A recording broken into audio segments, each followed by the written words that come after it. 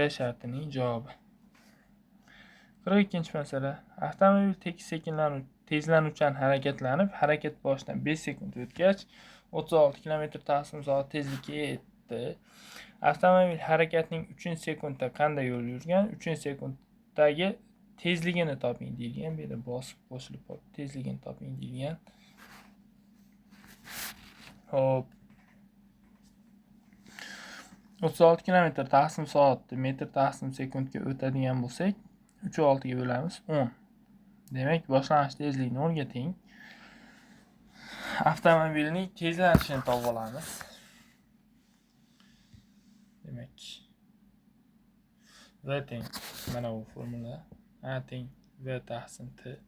Endi qaranglar, buni vaqt o'qini oladigan bo'lsak, hop, mana bu yer 0, bu yer 2, orada bir bor va bu yer 3.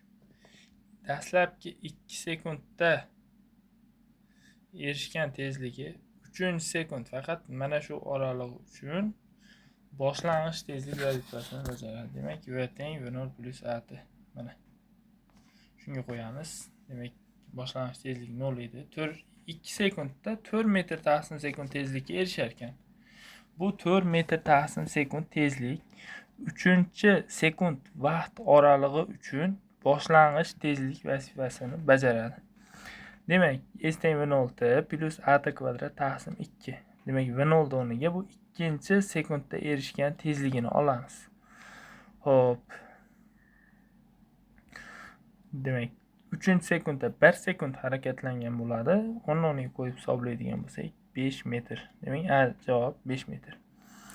3-sekundda tezligi, demak, yuqorida aytganimizdek, mana bu V0 2-sekundda erishgan tezligi 4 plus 2 ko'paygan 1 6 metr/sekund bo'lar ekan. Navbatdagi masala. 20 metr balandlikdan doskaga tushgan metall sharcha undan 25% tezligini yo'qotib sakraydi.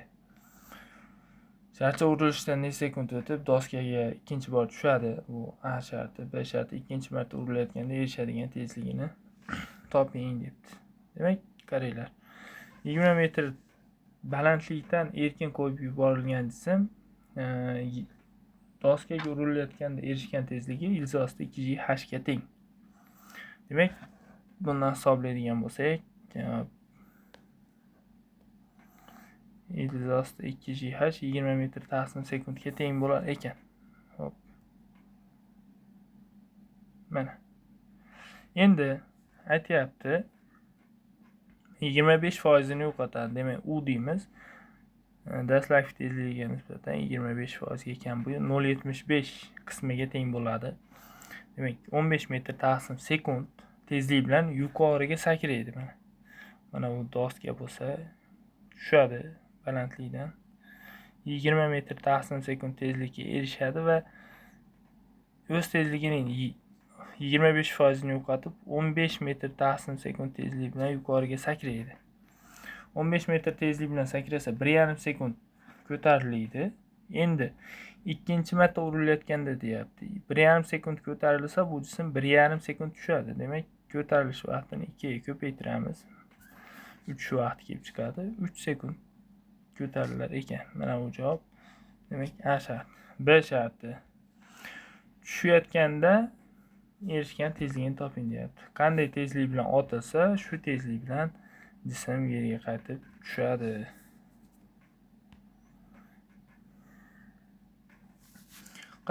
Savol.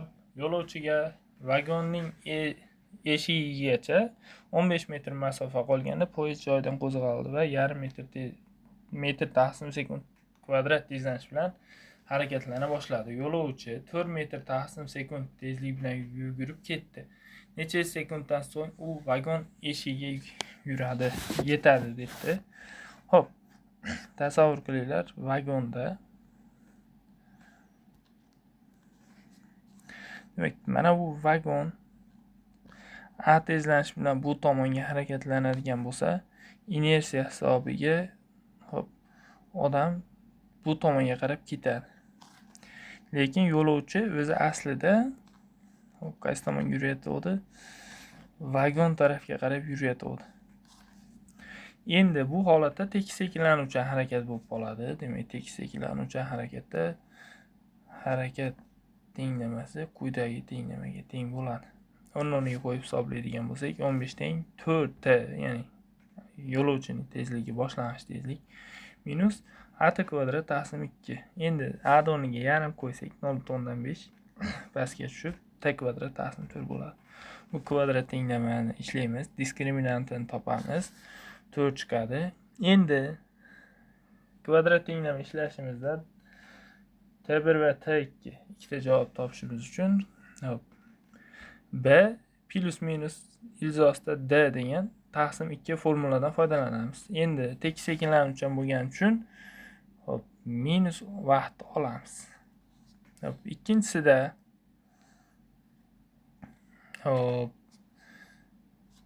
v0 o'rniga ana shu 5 ni qo'yib qo'ysak, ikkinchi vaqt ham kelib chiqar ekan. 45-masala. Yer sirtidan vertikal yuqoriga uchirilgan raketa dvigatellari 10 sekund davomida ishlab turdi va raketa 30 metr taqsim sekund doimiy tezlanish berdi. Dvigatellar o'chirilgach, raketa yer sirtidan ustida qanday maksimal, mana dvigatellar o'chirilgach, raketa yer sirti ustida qanday maksimal balandlikka erishadi? J 10 ga teng. Endi raketa dastlab a tezlanish beradigan bo'lsa 10 sekundda. Tinch holatda. A kvadrat taqsim 2 masofani bosib o'tadi. Demak, raketaning bosib o'tgan mana bu yerda yer sirtidan raketani uchirib yuborsak, a kvadrat taqsim 2. Mana bu formula. Demak, 30 ni ko'paytiramiz 10 kvadratiga taqsim 2. Demak, 103.002 ga bo'lsak 1,5 kilometr. Demak, dastlab 1,5 kilometr balandlikka ko'tariladi.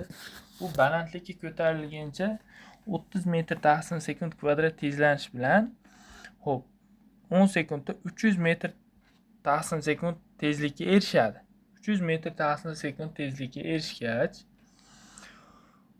endi 300 metr tezlik bilan erkin tushish tezlanish hisobiga tekis sekinlanuvchi harakat qilib, yana qandaydir masofani bosib o'tadi. Demak, qaranglar.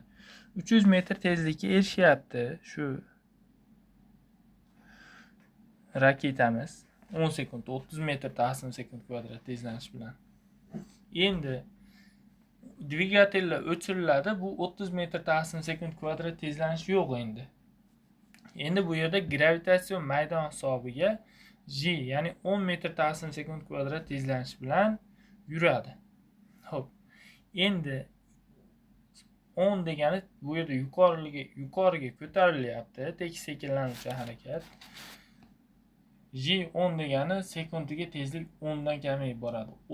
300 metr taqsim sekund 0 ga tushguncha 30 sekund vaqt harakat qiladi. Demak, 16 minus j kvadrat taqsim 2 formulaga qo'yamiz. 300 ni 30 ga ko'paytirib, bu formuladan ayirsak 4,5 kilometr kelib chiqar ekan. Demak, jami erishadigan balandligi mana bu yerda 6 kilometr. Demak, A shartini bajarish. Shu balandlikda erkin tushish tezlanishini toping deyapti. Erkin tushish tezlanishi o'zi erkin tushish tezlanishini h balandlikda erishadigan tezligi qiymati gm taqsim r plus h ning kvadratiga teng. 6 kilometr masofa, yerda radiusi 6400 dan ancha kichkina bo'lganligi uchun h balandlikda erishadigan erkin tushish tezlanishi taqriban shu ni o'ziga teng bo'ladi. 10 ta kinematika bo'limiga oid 10 ta masalani ishlab ko'rdik. Keyingi darslikda endi dinamika bo'limiga oid darsni ko'rib chiqamiz. Mock testni ko'rib chiqamiz. Bu ikkinchi mock test bo'ladi. Ikkinchi mock testda barchaga omad. Ushbu ishlagan testimizni elektron PDF fayli Telegram kanalimizga yuklab qo'yganmiz. Telegram kanalimizni manzili mana bu yerda ko'rsatib o'tilgan o'zi. Fizik Odilov deb qidirsanglar Telegramdan chiqadi. Barchaga omad. Milliy sertifikat imtihonlarida yanvar va mart oylarida bo'lib o'tadi. Yanvar va mart oylarida bo'ladigan, yanvarda kiradigan va martda milliy sertifikatga kiradigan o'quvchilarga omad tilaymiz.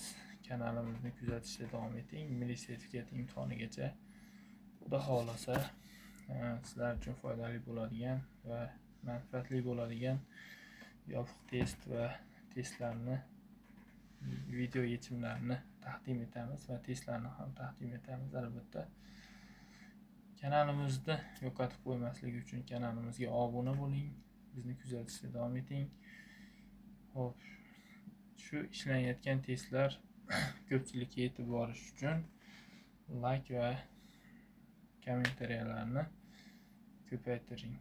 Hop, e'tiboringiz uchun rahmat. Keyingi video yechimda ko'rishguncha xayr, sog' va salomat bo'ling.